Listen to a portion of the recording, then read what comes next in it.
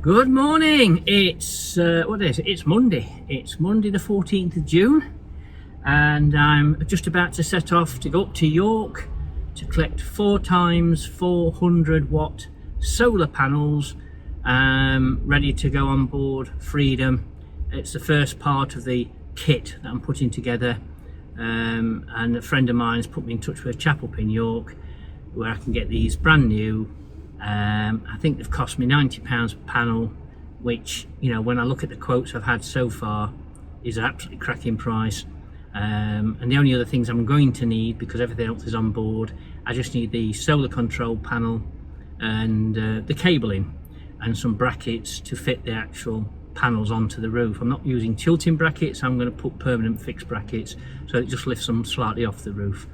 So I'm not going to video all the way up to York, but I might just show you the panels as I load them in the van.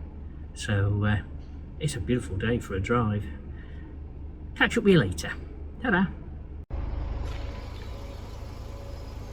Well, these are much bigger than I thought they were going to be, so that's going to generate one heck of a lot of power. There's 4 of them there. Obviously this one's face down. When I get them unloaded back at work, where I'm going to keep them for a little while, I'll show you the full size of them. But yeah, big boys. As you can see, they're a good sized panel, and they're going to give me 1600 watts of solar, which is more than I'm ever going to need. So even on a bad day, they should generate enough power for all I'm going to need on board Freedom.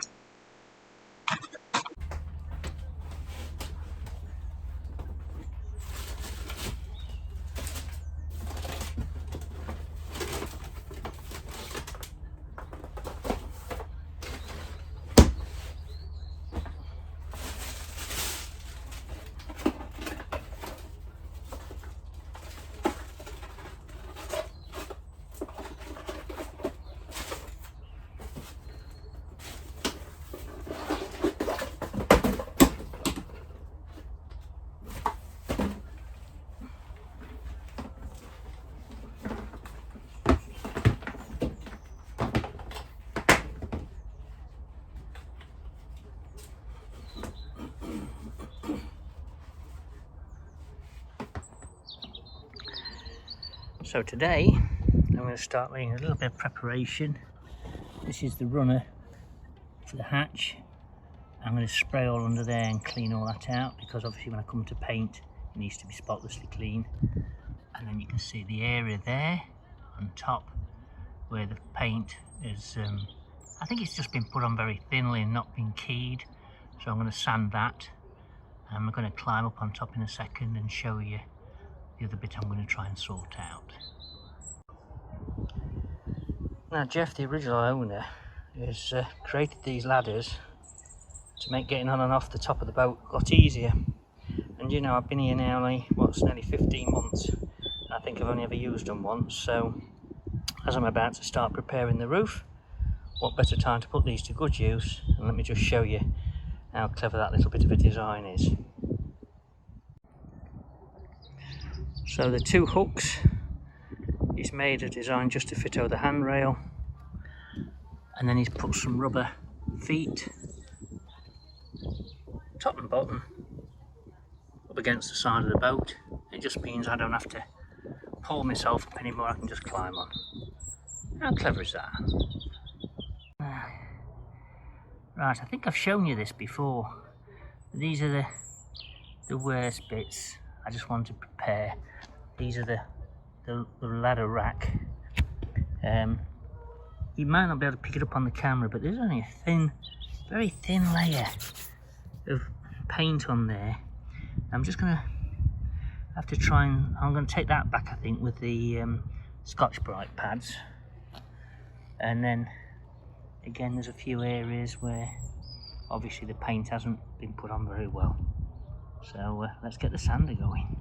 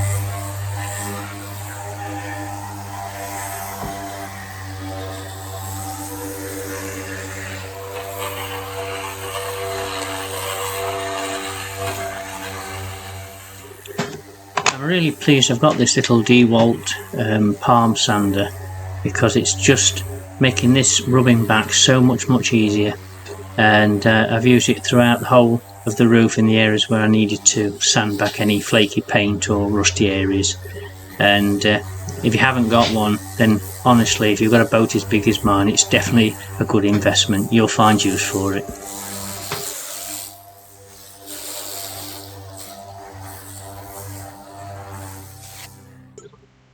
I am changing the pads periodically from using a coarse compound pad to take off the bad flaky areas, and then I'm just simply putting on a much finer grade paper, and that's just so that it scratches the top of all the cream paintwork to create a nice area for the fresh paint to key onto. I will obviously wash all this down, but it takes that initial shine off the top, and that's the results I'm after.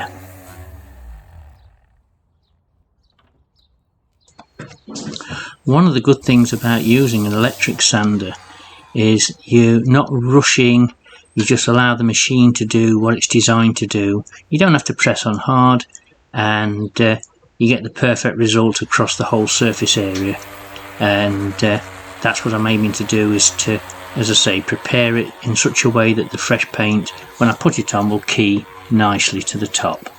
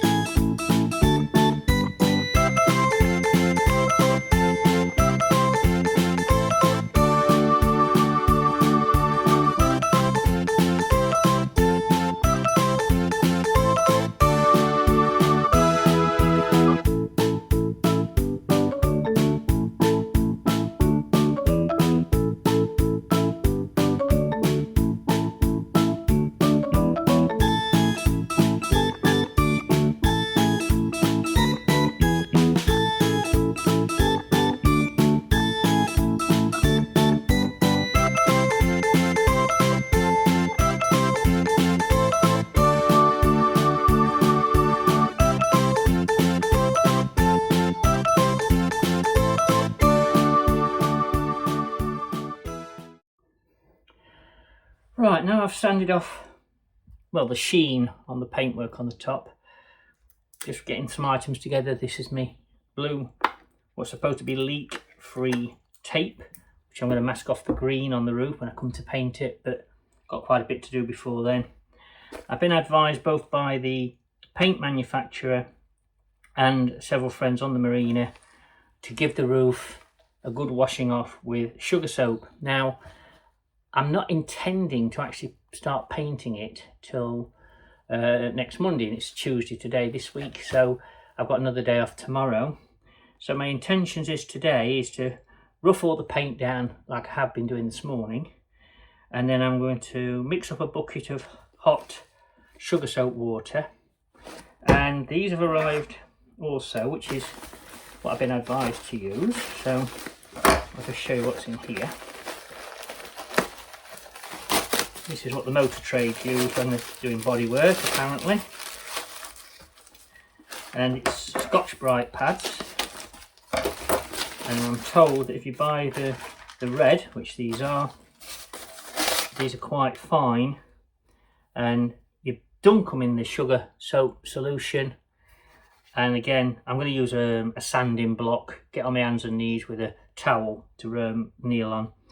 And I'm going to go over the whole roof, which is a bit laborious, but at least then I know it's been done proper. Today with a sanding block, and this is just to scour and get any grit and dirt out of the paintwork. Then I'm going to rinse everything off, leave it to dry, and then possibly on Saturday, if the weather gives out to be good next week, I'm going to paint next week. Then Saturday after work, or possibly Sunday when I'm off, I'm going to use some of these pads, cut them in half, and then again using some sugar soap. There's all different makes, but I think sugar soap is sugar soap, so I've just grabbed it from Wilko's. I'm going to use the sanding unit I've got today, the DeWalt unit, on top. So this will agitate, and again it'll just go over the whole roof a bit quicker than I'm going to do it today by hand, but today is going to be a bit more thorough. So that'll be done on either Saturday evening or Sunday morning, depending on the weather. Then again rinsed, and then it should be ready to put the first coat of paint on. Now if the weather's with us and I've got enough paint, I intend to put 3 coats on the roof. Although the manufacturer does advise me that 2 will be plenty, he did say if you've got any left, then obviously put a 3rd coat on. So I'm going to make myself a cup of tea. It's a beautiful warm day out here today. It's the 15th of June, Tuesday the 15th. And I'm then going to get back on the roof. We're watering kind of clean water, a bucket of hot sugar soap, and I'm going to do a square and rinse it at the same time. That way then I don't end up with lots of streaks down the side of my boat if I keep rinsing it off. And we'll see how it goes. And I'll just video a bit of that for you, to see if you can see a difference between the before and after. So cup of tea first, and then I'll come back to you.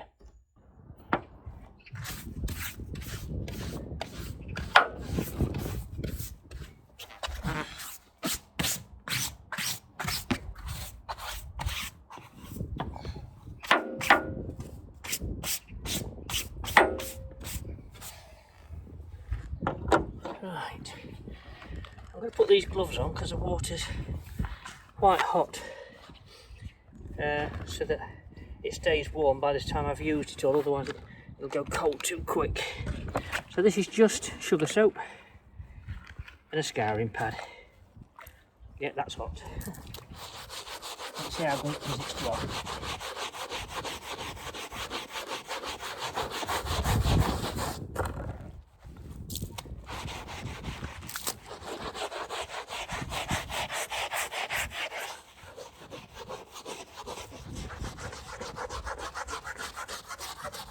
Still lifting off quite a bit of loose paint, and hopefully we'll get any dirt trapped.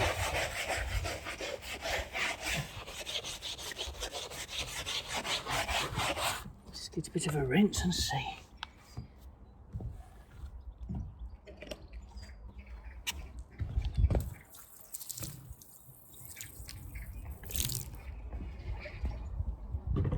Yep, I think it's definitely working. Doing what it's supposed to do. More noticeable on the smoother area.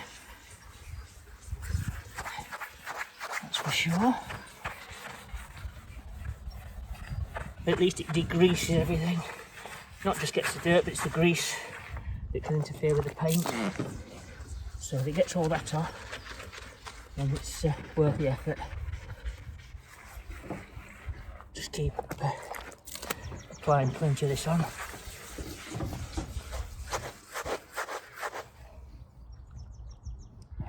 Just bring you across here so you can see what I'm doing, hopefully.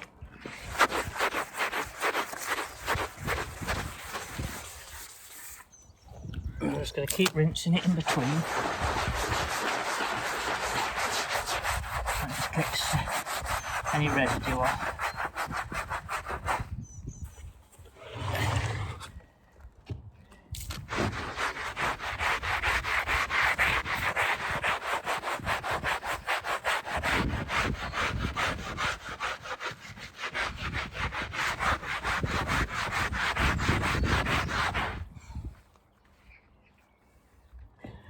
I think I'm going to get a scrubbing brush to do the rough areas and use a scour.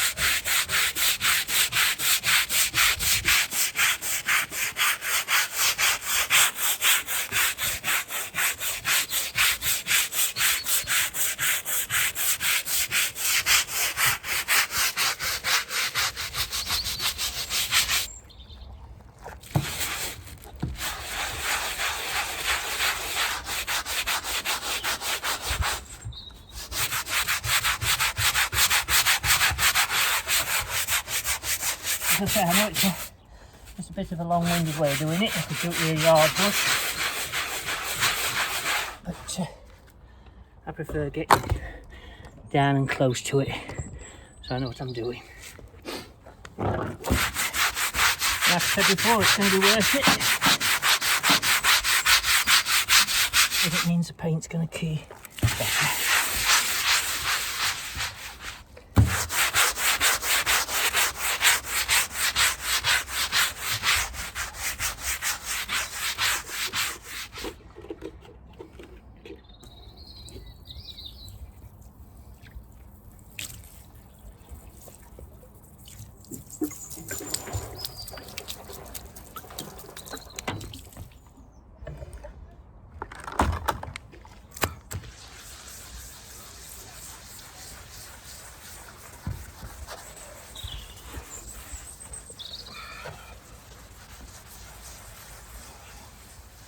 I think it definitely helps get some of this dirt off. And like I said, it gets the grease that's underneath out of the way, and the paint stands a better chance of remaining on top of the boat.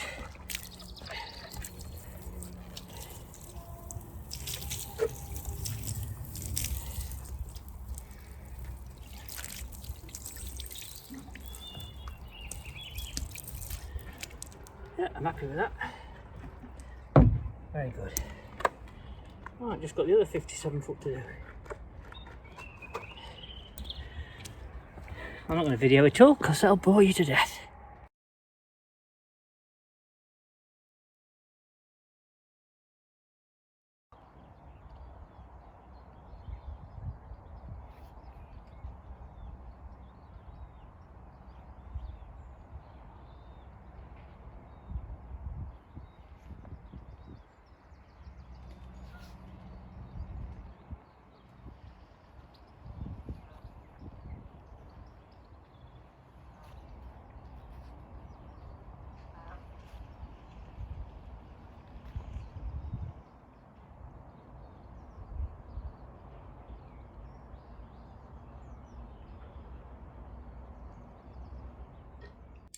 Well, this has just arrived, and I know exactly what it is.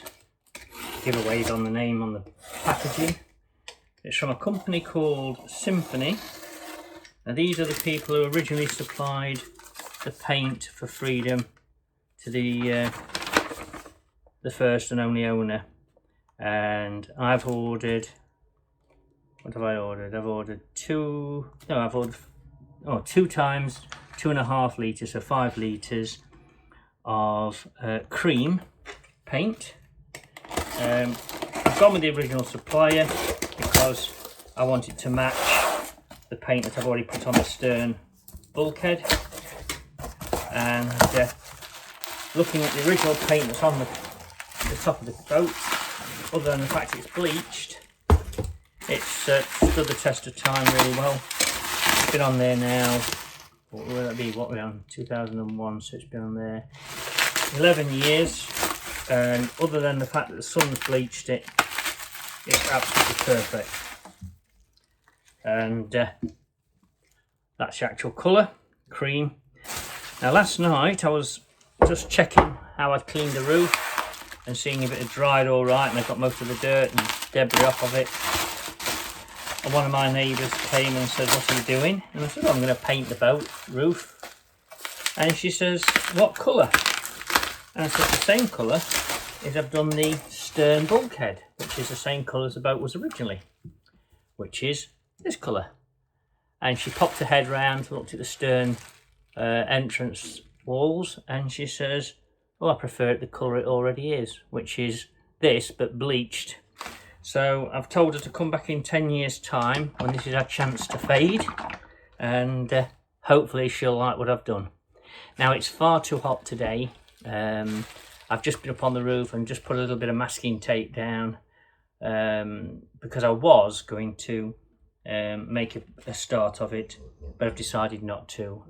My fear is that it's so hot on the roof that the tape will lift, and when I come to put the first coat of paint around the edges, it'll seep underneath. So that is going to have to be set aside for another day. I wasn't planning on painting till Monday, Tuesday, Wednesday next week, so hopefully it'll have cooled down a bit by then. But yeah, I'm not promoting Symphony. I'm not being paid to say that the paint is good, but from the test of time that it's already been on there 11 years, it shows that it's worth the money, although I did fall over when they told me the price. So catch up with you hopefully on next week's vlog, when we'll have got some paint on the roof and she'll start to look a little bit different. Hope you found this of interest.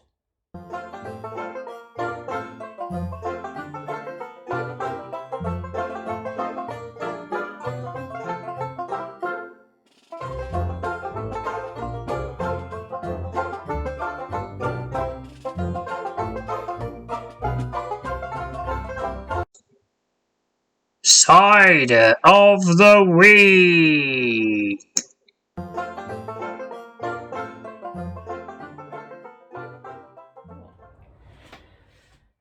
Good evening and welcome to this week's Cider of the week. And before I begin, can I just stress that the cider that I reviewed last week and the one I'm going to do this week and next week were gifts that were sent to me by Ian and Megan, and these are not promotional reviews. I don't get paid. I'm not trying to seek favour with any cider manufacturer for free gifts or anything like that. It's just a bit of fun. Generally when I go food shopping, I'll look down the side of shelf. If I spot one I've never seen before or I've never tried before, I grab the bottle, immaterial of what make it is, and that's when I choose which one I'm going to review, and it's as simple as that. So as long as we all understand that this is not any kind of paid promotion. So what we got this week, do you know, it's been a hot day. It's been so hot. Yesterday I was on the roof of Freedom, sanding and washing and preparing, and this evening before I took Misty for a walk about 6 o'clock, I decided I couldn't wait any longer. I've masked off and painted out the very first section of the roof. I've got about 6 panels to do, and I just put a very thin base coat on, just to give me some idea what it's going to look like. And I want to be able to remove the tapes tonight, the masking tape, and then when I come to do the next 2 coats, I'm just going to use my sponge roller and roll close to the edge but not right onto the edge, so I don't need to keep the masking tape on. That way then I'm not suffering from leakages under the tape, and I'm not suffering from the tape sticking on the roof and then having to be an issue getting that off. So, being such a warm day, by crikey, I'm ready for tonight's cider. So this week, courtesy of Ian and Megan, we have Henry Weston's British Vintage. Now, this is a bit of a big hitter compared to what we've already reviewed, because this one is 7.3% volume. I think the last ones have been at 4.5, and this is a medium dry. I like sweet cider, so that could be an issue for me, so let's try and keep an open mind.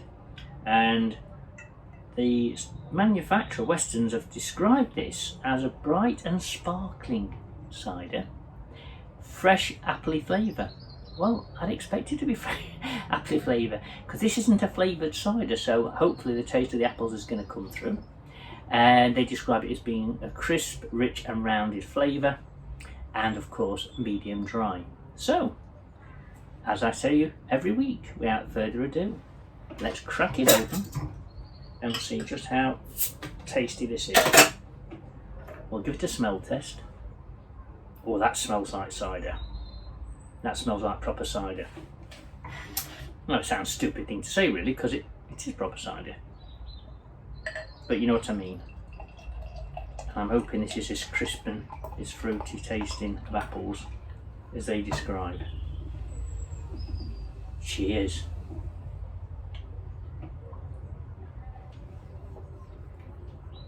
Oh crikey.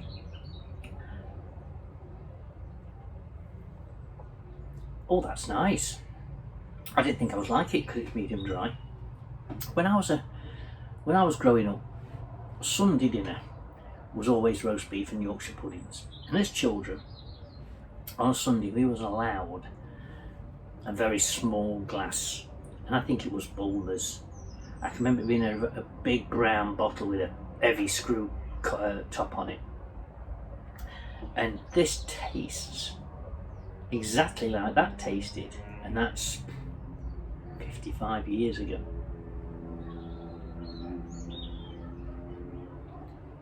This is a nice cider. It's not bitter, it's not too dry, it's got plenty of fizz.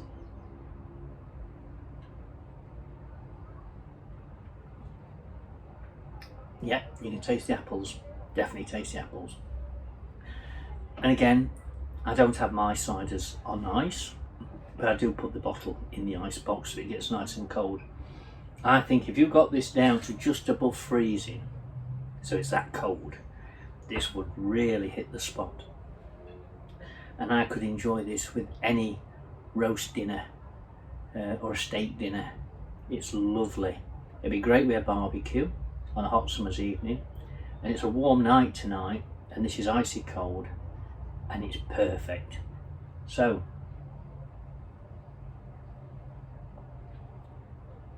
this is from, again, I can find this in B&M bargains. The 500ml bottle this week when I went in there was £1.49.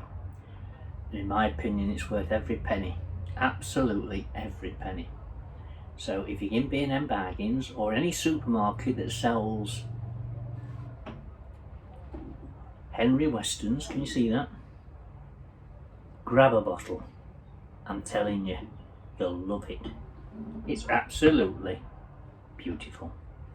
So, until next week, for Cider of the Week, wishing you all the best. Cheers.